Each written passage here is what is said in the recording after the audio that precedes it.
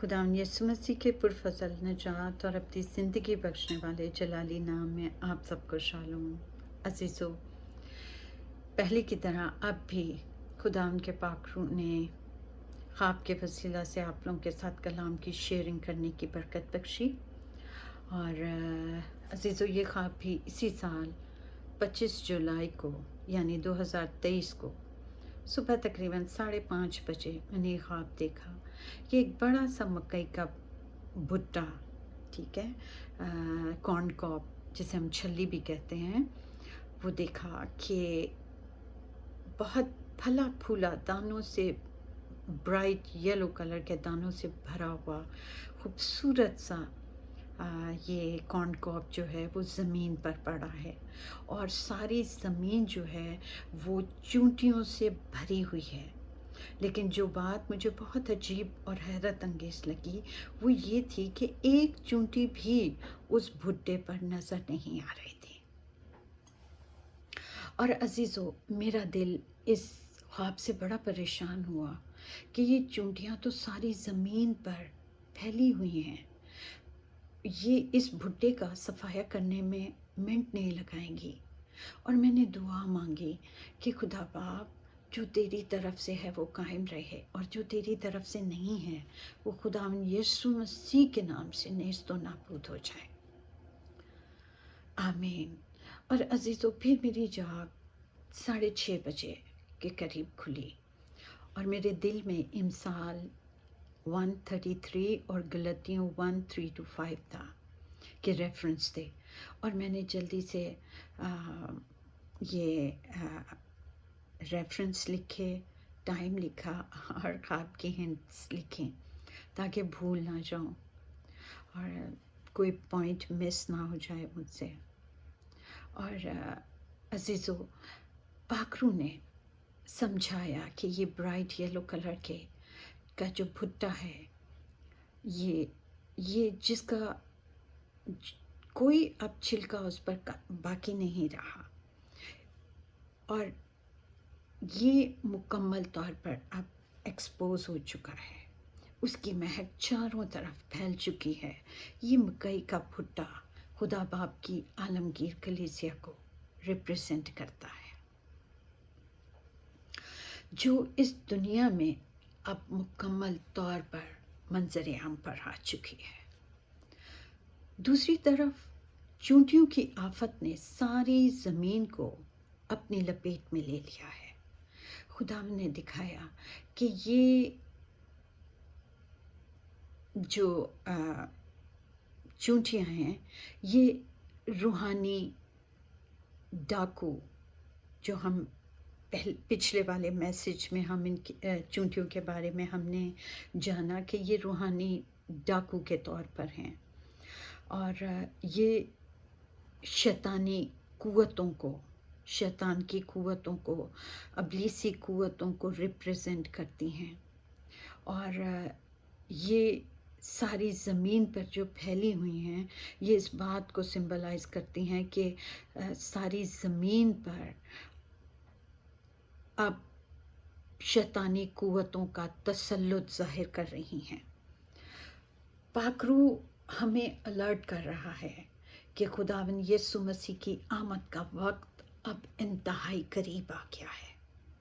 अब हम यकीनी तौर से कह सकते हैं कि हम 11th आवर में जी रहे हैं, क्योंकि अजीज़ों, कलाम खुदा में जिन पेशन गोइयों का जिक्र किया गया है वो आज के दौर में पूरी हो चुकी हैं और हो रही हैं, और कुछ बाकी हैं जो भी पूरी होने वाली हैं, जिनमें से कुछ का जिक्र मैं आपसे करूंगी। पहली ये कि यरूशलेम में सुर्ख बच्चिया की कुर्बानी की जा चुकी है।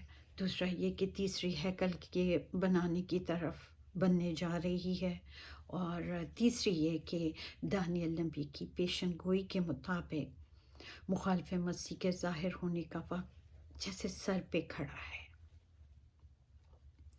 अजीज़ों, एक मसीही होने के नाते हम जानते हैं कि आज से 2000 से ज़्यादा साल पहले तो खुदावंद यीशु मसीह ने ख़ास तौर पर मत्ती रसूल की अंजील उसके 24वें اور 25वें बाब में बड़ी तफसील के साथ इन सब वक्तों की आगाही यानी निशानदही कर दी थी कि खुदावंद यीशु मसीह के दोबारा आने से पेशतर ये सब आजमाइशें ईमानदारों पर आएंगी।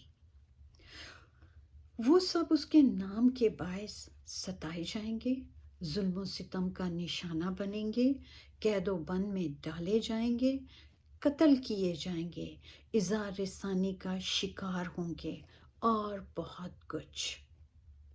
तो खुदा के प्यारो, यूहन्ना पहले बाब 16वें बाब की 33वीं आयत में खुदावंद यीशु मसीह ने फरमाया कि मैंने तुमसे ये बातें इसलिए कही हैं कि तुम मुझ में इत्मीनान पाओ। दुनिया में दुख उठाते हो, लेकिन खातिर जमा रखो, मैं दुनिया पर गालिब आया हूँ। आमीन। इसके अलावा अजीज़ों, खुदा के कलाम में हमें तसल्ली मिलती है, इत्मीनान और कुव्वत और दलेरी मिलती है, उम्मीद बख्शता है हमें खुदा का कलाम कि आखिर तक जो बर्दाश्त करेगा वही ज़िंदगी का ताज पाएगा। जैसा कि खुदावन ने इस ख्वाब में दिखाया और इससे पहले वाले ख्वाब में भी चींटियों के बारे ही में खुदावन ने दिखाया कि चींटियाँ सारी ज़मीन पर फैल चुकी हैं।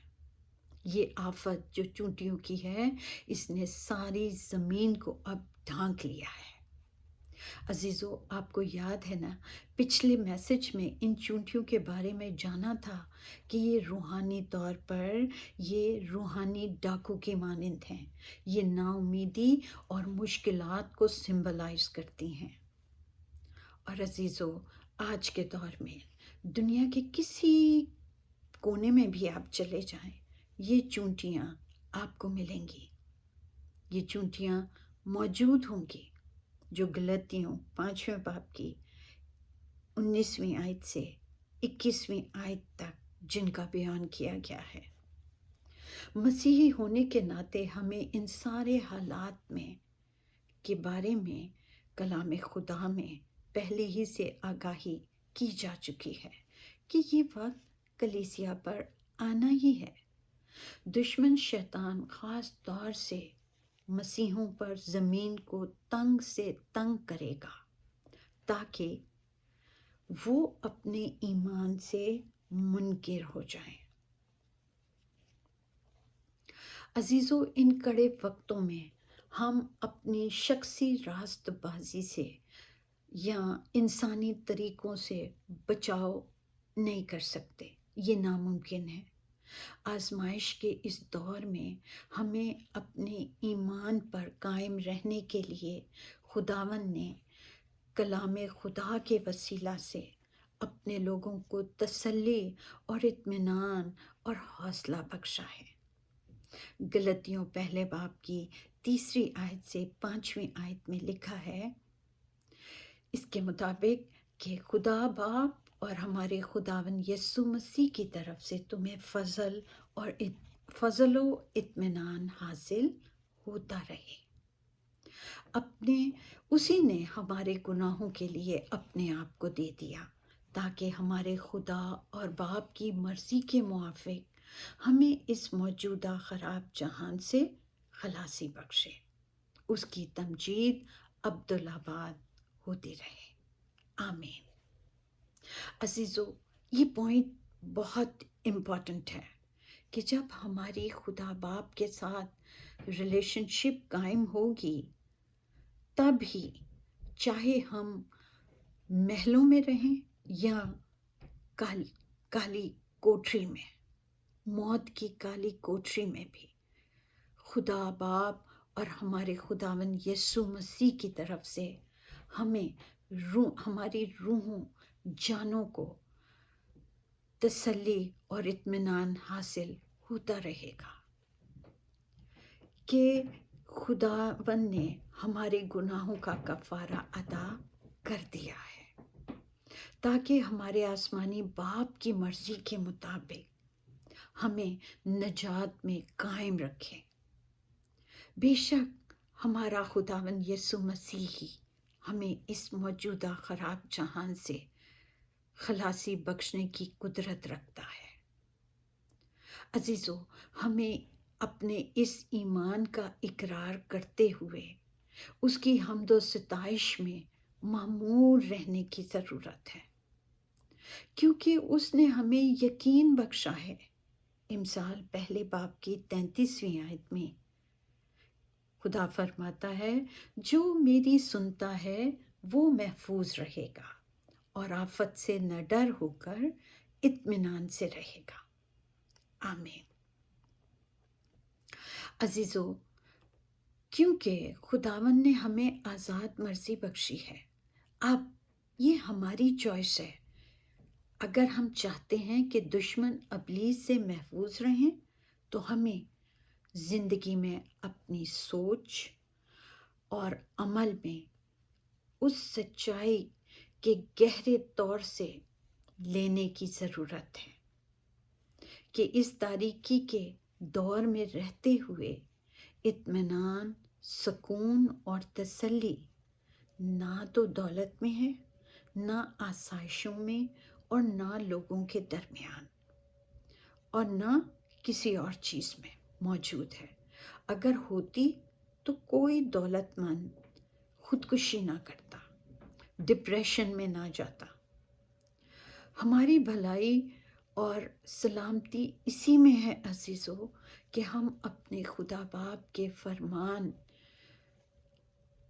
पर मोहब्बत के साथ गौर करें, सादगी से समझें, यानी हाँ की जगह हाँ और ना की जगह ना को मानते हुए उस पर अमल करें। खुदा के प्यारों, जब हम अपने आसमानी बाप की फरमाबरदारी, वफादारी और पाकीज़गी के रूह में ज़िंदगी के सुकड़े हुए रास्ते पर चलने की बरकत को अपनी ज़िंदगी में लेंगे, तो फिर हम उस ब्राइट येलो कलर के जो भुट्टे के दानों में शुमार होंगे, जिसके बारे में खुदावन ने ख्वाब दिखाया। चूंटियों की आफत ने सारी ज़मीन को ढांक दिया है, सिर्फ एक वही भुट्टा बचा है, वो सब उसके चौगिर्द जमा हैं, लेकिन किसी तौर से उसे उस भुट्टे के एक दाने को भी नुकसान नहीं पहुंचा सकी। गौरतलब मामला ये है कि कोई तो ऐसी ख़ास बात है इस मकई के भुट्टे में जो चूंटियां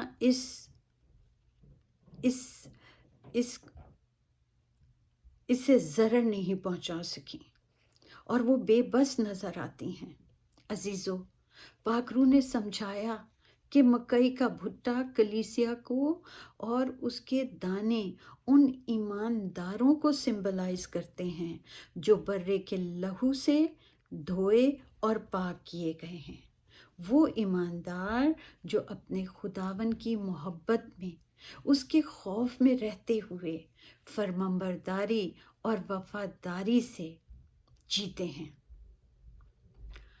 हालेलुया।